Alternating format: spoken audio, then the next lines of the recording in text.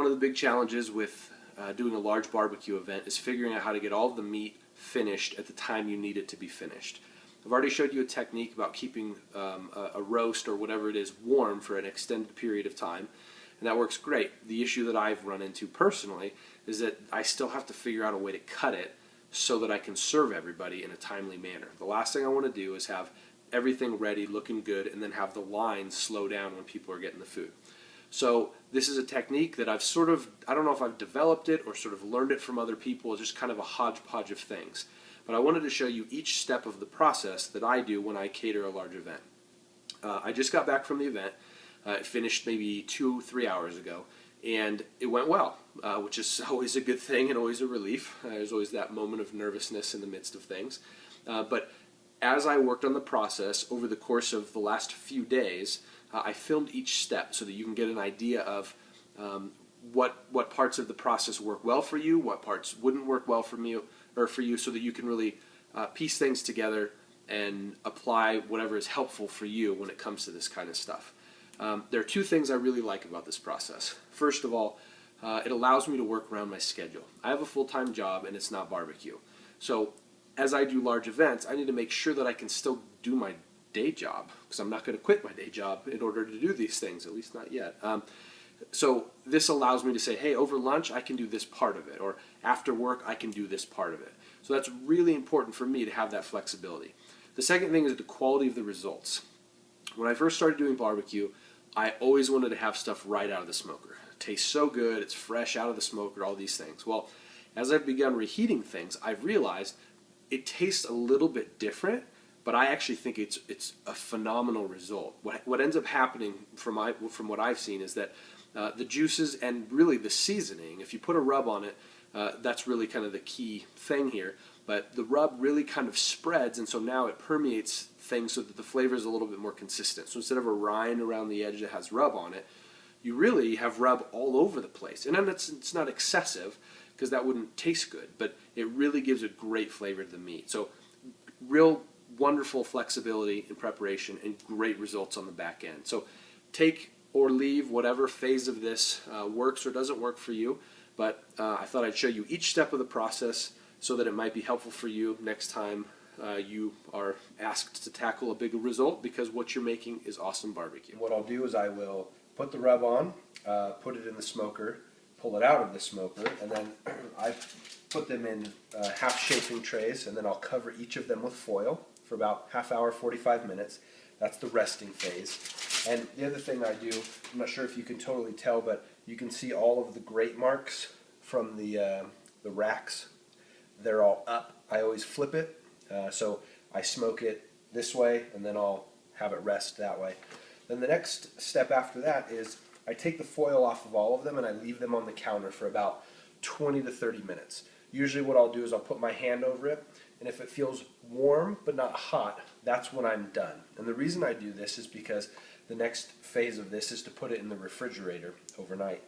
The first time I did this, I put them in the refrigerator right after they had been resting. I didn't let them cool down at all, and they were actually still warm in the morning. Now, the goal is to stay out of that danger zone, and so I want the temperature of these to drop as quickly as possible, and so I leave them out on the counter exposed to the air so that they can get the heat out of it, and they can begin dropping in temperature so that when I put them in the refrigerator, they'll actually drop down to a safe temperature.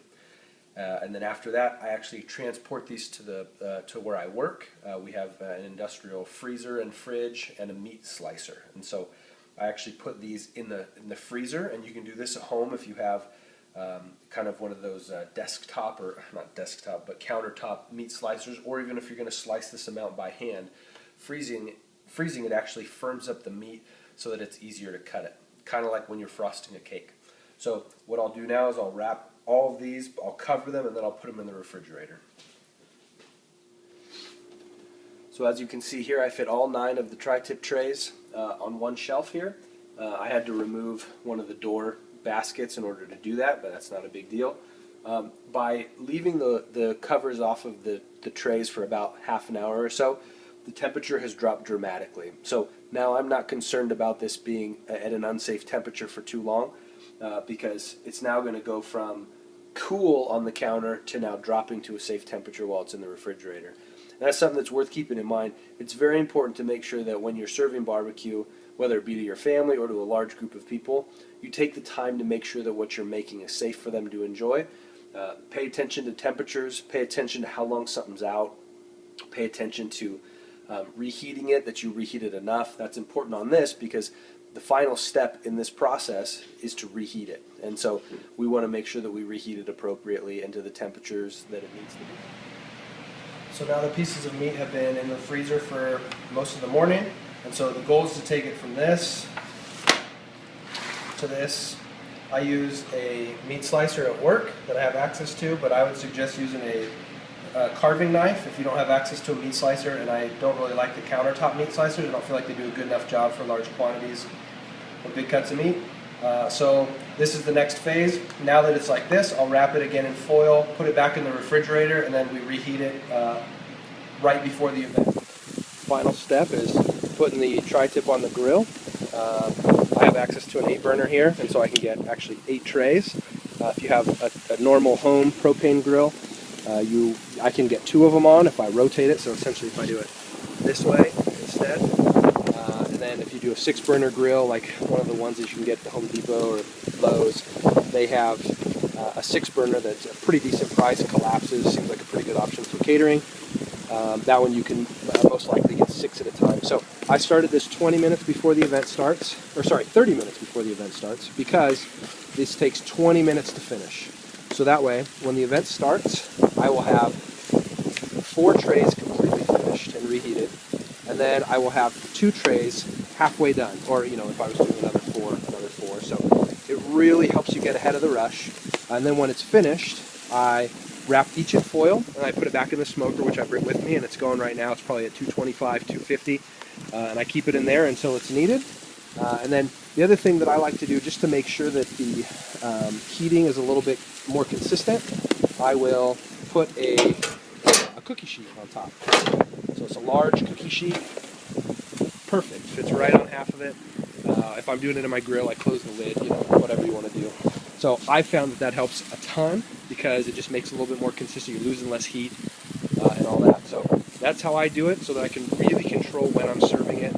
It's served me extremely well on big events. I did an event for 325 guys, it was about 200 pounds of meat, and this was absolutely critical to the success of just kind of having a chain where almost an assembly line of, hey, we're out of meat. Perfect, because we got 3 more trays ready for you. So it's really worked well. Okay, it's been just a hair over 20 minutes, but I want you to see something. Down in there, you can see the oil is bubbling.